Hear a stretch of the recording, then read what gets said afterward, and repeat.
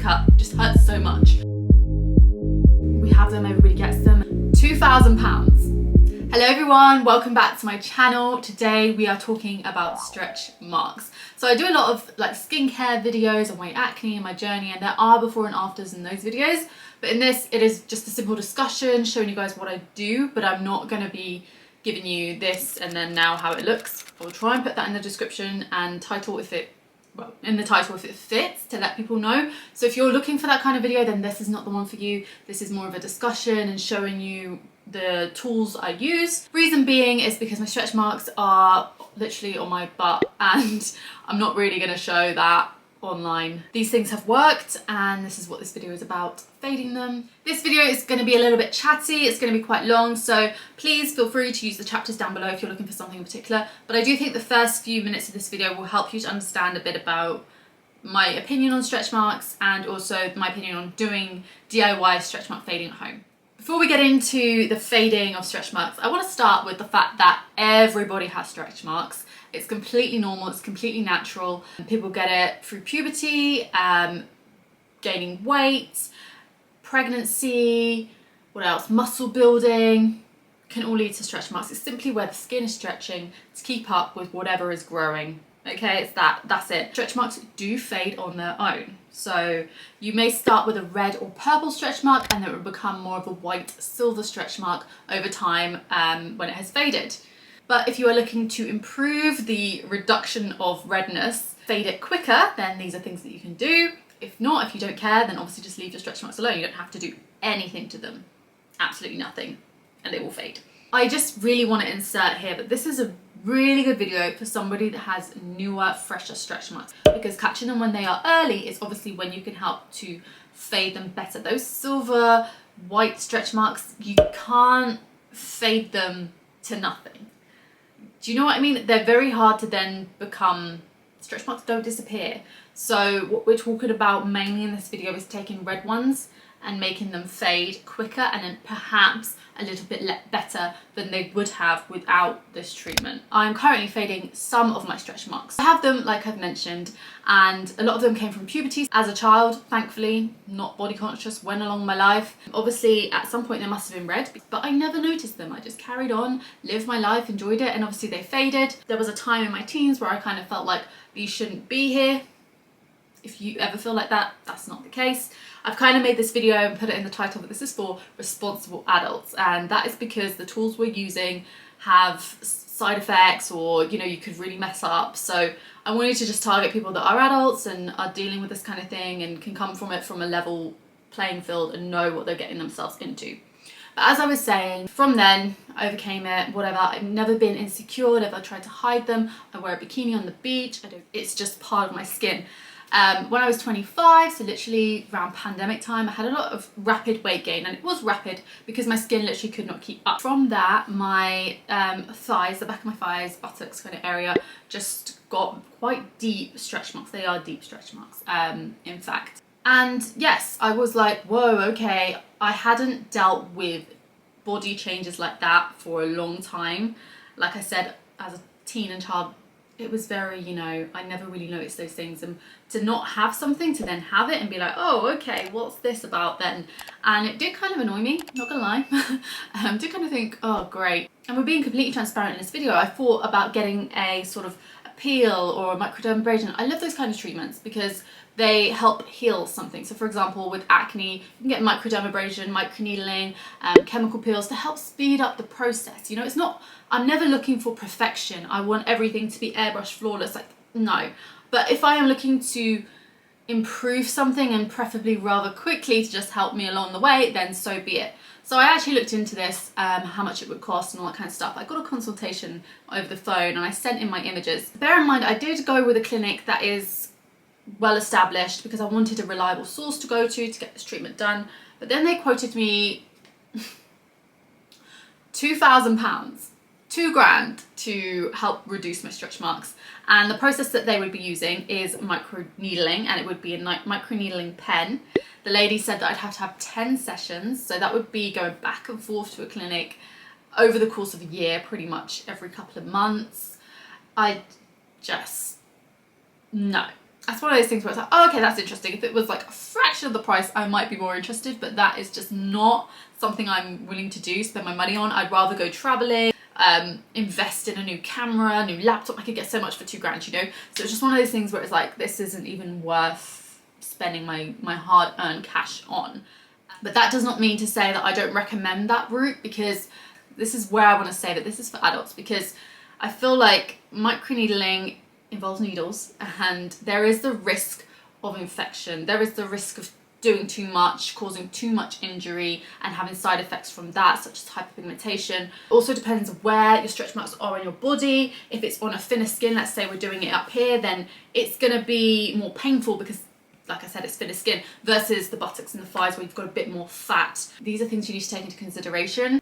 The way I look at it is, if you can do your own research, find out what is going to work for you, understand how you use these kind of things. Are you relatively sensible? Do you tend to mess up? I feel like there is the two extremes of these kind of things where it's like, whoa, you should be going to a clinic, you should no way be doing that at home, that's not a DIY. Or there's the, you know, very blasé, oh, I do what I want, I'll use a chemical peel after doing this and then completely burn off my skin. So there's two separate extremes, but there's definitely a middle ground where it's like, I understand that this is a professional procedure that can be done, but there are also options to do it at home. It's where you need to know what to do or what to avoid to prevent adverse effects and messing up your skin. Like, that's what it comes down to. So this is for sensible, responsible adults that can take accountability for their actions. That's all.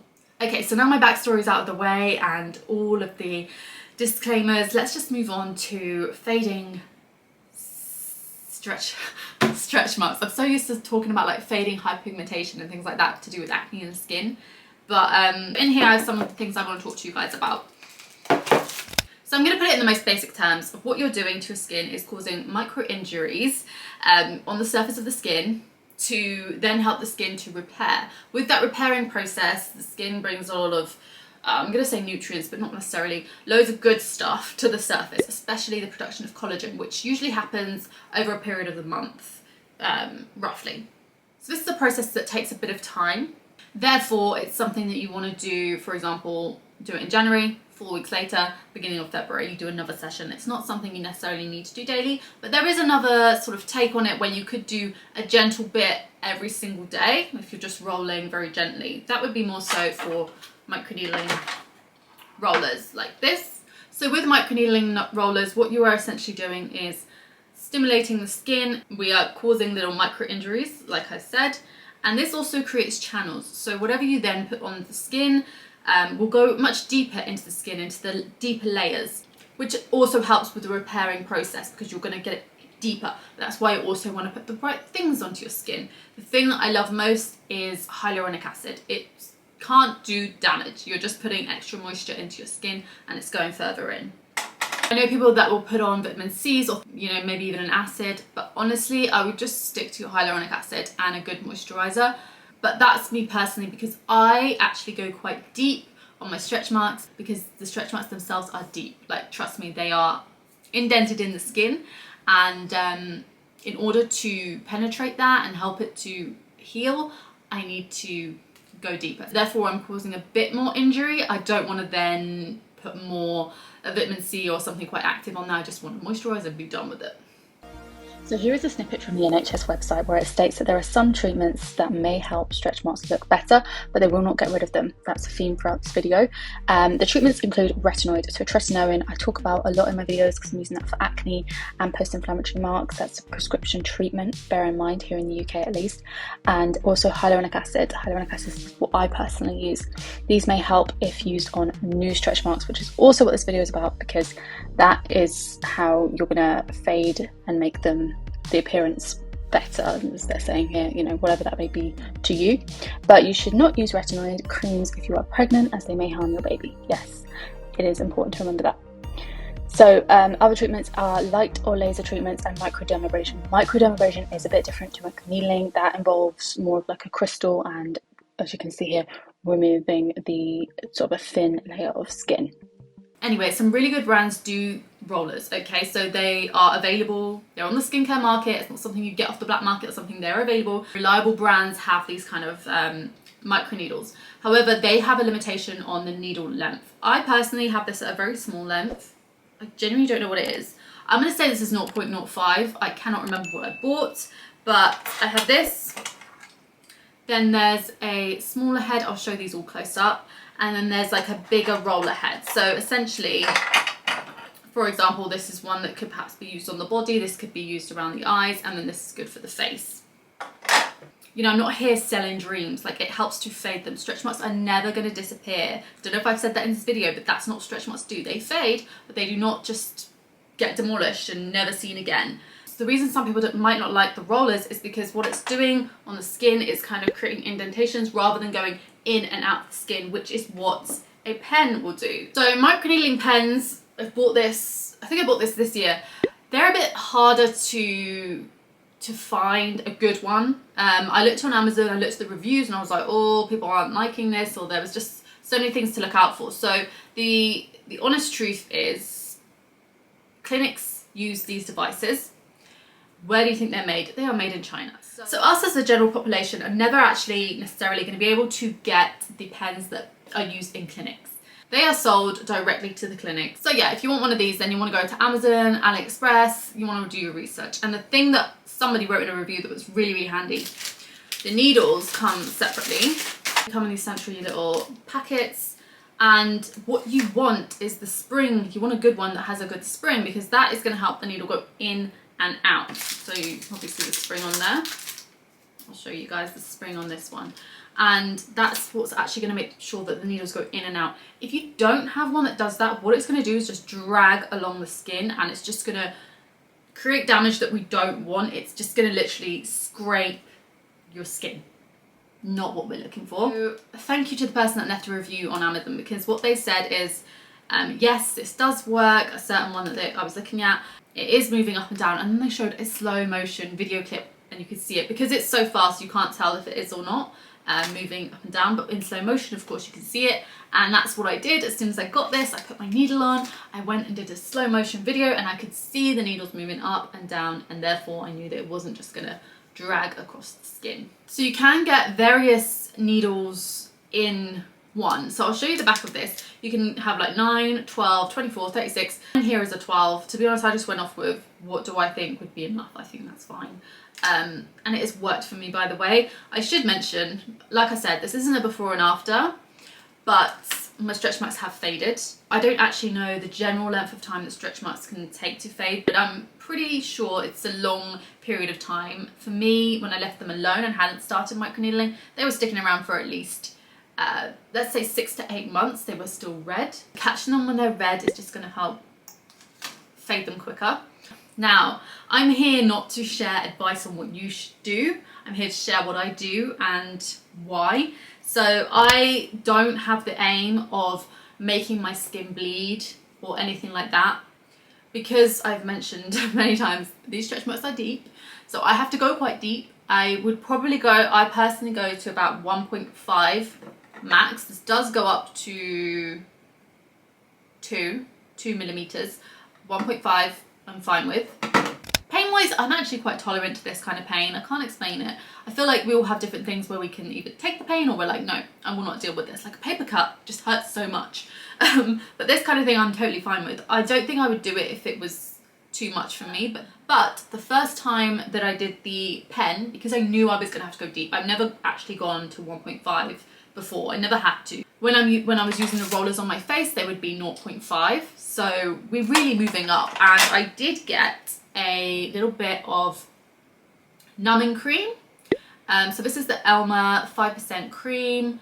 Guys, I used it, but I actually, personally, for me, I prefer without the numbing cream, because I just know when to stop. I know when the pain is like, okay, we're done. Whereas with the numbing cream, the first time I did my session, I went ham, and I was genuinely like, shit, this is not good. I should not have gone that ham. Like, I was in pain for the whole week. That's not what you want. Like, so obviously I am technically inflicting pain on myself, but I don't want to be on pain for days and days after the treatment. Like, you're gonna have a little bit of uncomfortability depending on how deep you went, but I don't want to be like unable to get dressed in the morning because of the pain. So you know, if you really can't do the pain, then yes, it's an option, but if you can at least experience what it feels like without it and then see where you can go from there, because you will know when you're like, yep, that's painful enough, I am done. But for me to know when to stop is when I've covered the surface area, I've gone over the stretch marks a few times and I'm done.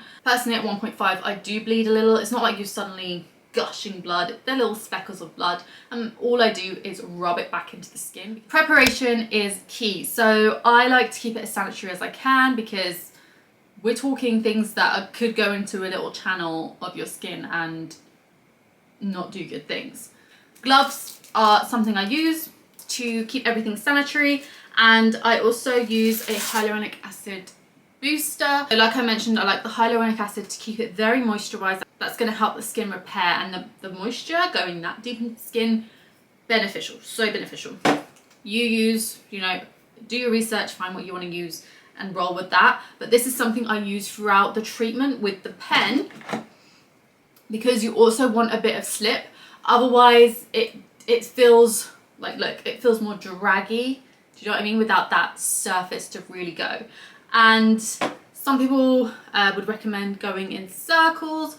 I tend to go across the stretch mark like a few times, so I really know I'm covering that area. Down the stretch mark, and then across the area of the stretch mark, and so that way I'm really focusing on the area of the mark, and I hold the skin taut so I can really see the stretch, and then I'll go in and do that a couple of times. By the way, guys, I am weird. I enjoy my microneedling sessions. I do. I like these kind of treatments. And the God's honest truth is this is not a torture thing for me where I hate doing it and I'm doing it because I just want my stretch marks to disappear. Like, no, I enjoy this process. I like seeing my stretch marks fade and knowing that I did that and I'm helping them along the way. And you know, this video is a positive thing. I'm not here trying to tell you how you should make your stretch marks disappear. Once again, responsible, accountable adults. Okay, so I will have a shower, cleaning the area completely, but I also go in with cleansing wipes. So this is just to, you know, completely make sure it is fully clean. And not only am I doing the area where I have the stretch marks, but I'm doing the whole surface. So I'll do the whole back of my thigh and just all around the area, the whole of my leg, everywhere. You can also get some surgical spirits and put that on a cotton pad and clean the area as well. I think that's a bit more efficient, like money wise. You're going to get a lot more use out of that versus these little sachets where you have, how many do you have? 10 sachets. That is before you do anything. So I've pretty much shown you the products that I'm using. And for the stretch marks I'm referring to, I've done it for 3 months, give or take. I would sometimes leave it a couple of weeks longer. I'm like, I don't want to do a session this week, I'll wait. Can also be helpful for tightening the skin. So my sister, I hope she doesn't mind me mentioning this, but she has loose stomach skin from her pregnancies, and I saw a video which I'll link down below, and it had the microneedling roller somebody was using on their loose skin after pregnancy. They were also using it alongside vitamin C. I said to my sister, oh my gosh, you should try this. Microneedling is very good. She personally sees the results. When it comes to these kind of things, I think it's often you that sees it. You know your body, you know what you look like. It's one of those things where if you feel that there's been an improvement, then that's great, because there probably has been. It's not about other people being like, whoa, what have you done? Some drastic change where suddenly your legs are the smoothest thing on earth, your tummy's the tightest thing that anyone has ever seen. Like, no, it's just about those small improvements that I think are beneficial for some people, especially if you know, obviously I've said that I'm personally not bothered by my stretch marks. It doesn't make me cry, I can't sleep at night. But there are instances where the body has changed quite drastically for somebody to take on, and they do want to just help these move along much quicker so that they can kind of take that thought that is at the forefront of the mind and move it to the back. So I completely understand that, and I'm not dismissing that by saying, oh, I don't care about mine and you shouldn't either. What I am saying though is we have them, everybody gets them, and this is something you can do to help them move along. But it's not about being a filtered, airbrushed Barbie doll. My microneedling sessions probably last about 20 minutes to half an hour, and I do them realistically every 6 to 8 weeks is what I do. Suits me, my routine and my schedule, which is for me the element where it kind of becomes one with the skin, and I don't care about it as much because it's like, oh, you're not so prominent. So in terms of hygiene and sanitization, I do still wash my hands, wear the gloves as I've mentioned, and when it comes to the rollers, you do want to make sure that they are sterile before using them. To do this, you can leave them to soak in your surgical spirit for a little while, like a short period of time, and then take them out. Also, another thing to mention is the more reliable brands have better sort of stainless steel needles. You can get some on the market that are just flimsy or can fall apart literally. I really hope I've not missed anything out. I've tried to pack as much in as I can, but if you have any questions, then feel free to leave them down below. I would definitely comment and let you guys know about microneedling, but I am not an expert. I'm not here to tell you what to do for your skin. But if you want to know what I'm doing or why I might be doing, then yes, I will be happy to share that down below. And let's not forget, you can completely leave them and they will still fade. But if you want to help them along or do this kind of process, thank you so much for watching, guys. Please subscribe if you do want to see more skincare content to do with acne and other elements like that, or self-care, then this channel is pretty much about that. But if not, and you just enjoyed the video, then please just give it a like, and I will see you guys in my next one. Bye.